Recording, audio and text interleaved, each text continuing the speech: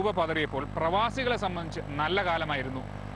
കഴിഞ്ഞ ഒരാഴ്ചക്കിടയിൽ 20% നാട്ടിലേക്ക് പണം അയക്കുന്നതിൽ വർധനയുണ്ടായിരിക്കുന്നത്. ഈ മാസം ആദ്യം തന്നെ രൂപ താഴേക്ക് പോകുമെന്ന സൂചനകൾ ഉണ്ടായിരുന്നതുകൊണ്ട് കാത്തിരുന്ന പലരും നാട്ടിലേക്ക് പണം അയച്ചു. 20% വരെ പണം അയക്കുന്ന നിരക്കിൽ വർധനയുണ്ടായിട്ടുണ്ടെന്ന് UAE എക്സ്ചേഞ്ച് അധികൃതർ അറിയിച്ചു. പലരും പണം കടം വാങ്ങിയും മറ്റും നാട്ടിലേക്ക് അയക്കുന്ന ഒരു പ്രവണതയാണ് കണ്ടത്.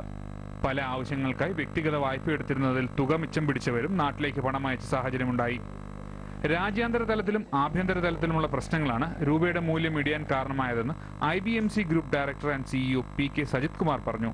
ഇതിന് പ്രധാന കാരണങ്ങൾ എന്ന് പറഞ്ഞാൽ അന്താരാഷ്ട്ര തലത്തിലും ആഭ്യന്തര തലത്തിലും ഒരുപോലെ ഇന്ത്യൻ രൂപയ്ക്കെതിരായിട്ടുള്ള കാരണങ്ങൾ ഒന്നാണ്. അപ്പോൾ അന്താരാഷ്ട്ര തലത്തിൽ എന്ന് പറഞ്ഞിട്ടുണ്ടെങ്കിൽ ഇപ്പോൾ ഇന്ത്യൻ രൂപയ്ക്കും മറ്റു കറൻസികൾക്കും എതിരെ തന്നെ അമേരിക്കൻ ഡോളർ ശക്തി പ്രാപിക്കുകയാണ് ഉണ്ടായത്. അപ്പോൾ അതുകൊണ്ട് തന്നെ അമേരിക്കയിലെ ആ ഒരു വളർച്ചാ നിരക്കിൽ വരുന്ന ഒരു മാറ്റം, ഒരു മുന്നേറ്റം, അതോടൊപ്പം തന്നെ ഇപ്പോൾ കഴിഞ്ഞ ദിവസങ്ങളിൽ അവിടുത്തെ അമേരിക്കയുടെ ട്രഷറി ബോണ്ട് 14 മാസക്കാലയളവിൽ ഉയർച്ച രേഖപ്പെടുത്തി. അതോടൊപ്പം തന്നെ അവിടുത്തെ അന്താരാഷ്ട്ര റേറ്റിംഗ് ഏജൻസിയായ S&P അവിടുത്തെ നെഗറ്റീവ് എന്നുള്ള ആ ഒരു ഔട്ട്ലുക്ക് മാറ്റി ഒരു സ്റ്റേബിൾ ഒരു ഔട്ട്ലുക്കിലേക്ക് മാറ്റിയതും ഡോളറിലേക്കുള്ള ഒരു ഇൻവെസ്റ്റ്മെൻറ്റ് ഒഴുക്ക് കൂട്ടുന്നതായിട്ട് നമുക്ക് കാണുവാൻ സാധിച്ചു. ഇത് ഇന്ത്യൻ രൂപയ്ക്ക് എതിരായിട്ട് വന്നു. പിന്നെ ആഭ്യന്തര തലത്തിൽ നോക്കുകയാണെങ്കിൽ നമുക്ക് 2-3 കാര്യങ്ങൾ വളരെ പ്രകടമായിട്ട് കാണാം. അത് കറണ്ട് അക്കൗണ്ട് ഡെഫിസിറ്റിൻ്റെ ഒരു കാര്യമാണ്. കറണ്ട് അക്കൗണ്ട് ഡെഫിസിറ്റ് കൂടിക്കൊണ്ടിരിക്കുന്ന ഒരു സാഹചര്യം. GDPയുടെ 6.7% ആ ഒരു കറണ്ട് അക്കൗണ്ട് ഡെഫിസിറ്റിലേക്ക് വരുന്ന ഒരു സാഹചര്യത്തിൽ അത് ഇന്ത്യൻ രൂപയ്ക്ക് എതിരായിട്ട് തന്നെയാണ് കാണിക്കുന്നത്.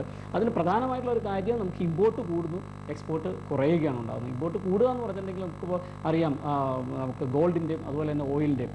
ഗോൾഡിൽ ഇപ്പോൾ കഴിഞ്ഞ ഏപ്രിലിൽ തന്നെ 138% ഒരു ഇൻക്രീസാണ് കണ്ടത്. പിന്നെ ഓയിലിൻ്റെ ഇമ്പോർട്ട്, ഈ ഒരു സമയത്ത് ഇമ്പോർട്ട് ചെയ്യുന്ന സമയത്ത് ഇമ്പോർട്ടേഴ്സ് ഡോളർ വാങ്ങിക്കൂട്ടുകയാണ്. ഈ രൂപ വിറ്റിട്ട് ഡോളർ വാങ്ങിക്കൂട്ടുക ഈ ഇമ്പോർട്ടിന് വേണ്ടിയിട്ടുള്ള. അപ്പോൾ ഇതാണ് ശരിക്കും പറഞ്ഞാൽ ഈ ഒരു ആദ്യത്തെ ഒരു കാരണം ഇന്ത്യൻ രൂപയ്ക്ക് ഇങ്ങനെ മൂല്യം താഴുവാനുള്ള ഒരു കാരണം കാണുന്നത്. ഒരു UAE ദിർഹത്തിന് ഏതാണ്ട് 16 രൂപയ്ക്കടുത്ത് ഇതാദ്യമായാണ് വരുന്നത്.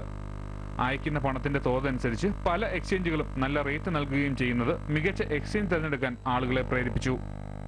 പ്രവാസികളെ സംബന്ധിച്ച് മികച്ച ഒരു സമയമാണിതെന്നും സജിത് പറയുന്നു.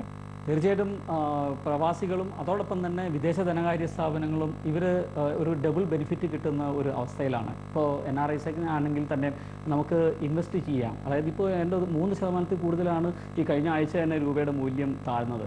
അപ്പോൾ ഈ ഒരു സമയത്ത് നമ്മൾ ഫണ്ട് നാട്ടിലേക്ക് അയച്ചിട്ടുണ്ടെങ്കിൽ ഏതെങ്കിലും കാര്യങ്ങൾ ഇൻവെസ്റ്റ്മെൻറ്റിലാണെന്നുണ്ടെങ്കിൽ ആ ഇൻവെസ്റ്റ്മെൻറ്റിൽ കിട്ടുന്ന പ്രോഫിറ്റിന് പുറമെ ഈ ഒരു 2-3% വരെ ഈ ഒരു എക്സ്ചേഞ്ച് റേറ്റിൽ, അതായത് നമുക്കറിയാം ഇപ്പോൾ വരും കാലങ്ങളിൽ രൂപ ശക്തി പ്രാപിക്കാനുള്ള സാഹചര്യമുണ്ട്.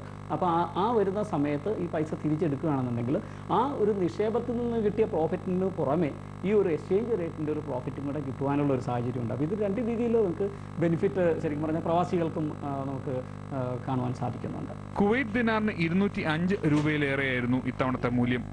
കുവൈറ്റിലെ ഒരു പ്രമുഖ എക്സ്ചേഞ്ച് 205.42 രൂപയാണ് ഒരു കുവൈറ്റ് ദിനാറിന് നൽകിയത്. 1000 രൂപയ്ക്ക് 4.86 കുവൈറ്റ് ദിനാർ നൽകിയാൽ മതിയായിരുന്നു. സൗദി റിയാൽ 15.57 രൂപയും ഒമാൻ റിയാൽ 151.75 രൂപയും ബഹ്റൈൻ ദിനാർ 154.97 രൂപയും ഖത്തർ റിയാൽ 16.4 രൂപ എന്നിങ്ങനെയായിരുന്നു നിരക്കുകൾ. ഡോളറിനെതിരെ രൂപയുടെ മൂല്യം 60 വരെ താഴുമെന്നാണ് നിലവിലെ കണക്കുകൂട്ടലുകൾ. ഇനിയുള്ള 2 മാസം കൂടി വിപണിയെ സംബന്ധിച്ച് നിർണായകമായിരിക്കുമെന്നും സജിത് കുമാർ പറയുന്നു. സ്വർണം, റിയൽ എസ്റ്റേറ്റ്, സ്റ്റോക്ക് എക്സ്ചേഞ്ച് തുടങ്ങിയ മേഖലകളിൽ ശ്രദ്ധയോടെ നിക്ഷേപങ്ങൾ നടത്തണമെന്നും പ്രവാസികൾക്ക് സജിത് ഉപദേശം നൽകുന്നു. നമുക്ക് എന്താണെങ്കിലും ഒരു സിസ്റ്റമാറ്റിക് ഇൻവെസ്റ്റ്മെൻറ്റ് പിന്നെ ഡൈവേഴ്സിഫിക്കേഷൻ, എന്താണെങ്കിലും താഴത്തേക്ക് മാത്രമായിരിക്കില്ല മാർക്കറ്റ് പോകുന്നത്. അത് സ്വർണ്ണത്തിൽ മാത്രമല്ലാതെ ബാക്കിയുള്ള നിക്ഷേപ മേഖലകളിലും കൂടെ അത് ഒരുപോലെ ഡൈവേഴ്സിഫൈ ചെയ്യുകയാണെന്നുണ്ടെങ്കിൽ അത് വളരെ നല്ലതായിരിക്കും ഈ അടുത്ത ക്വാർട്ടറിലൊക്കെ താഴെ വരുന്ന സമയത്ത്.